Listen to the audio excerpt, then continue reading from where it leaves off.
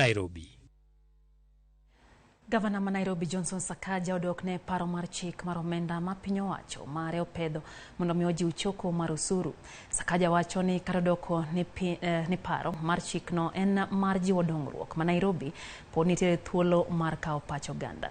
Sakaja wacho ni chenro mar tiyo gi yo manyasani choko mar osuru bende biro konyo e jiwo yuto mar county.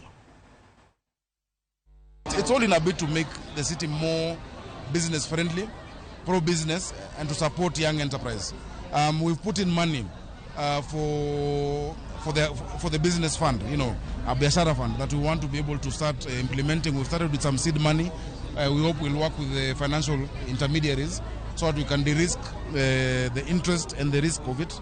But the banks are the ones that will give people money. You can't budget for an entire 5 billion shillings.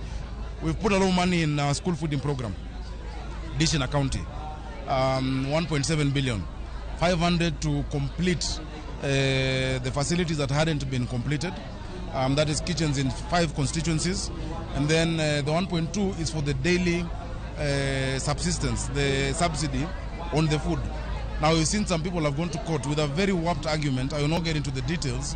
But, I wonder what kind of a person can go to prevent a program that is transformative, that will help our children go to school.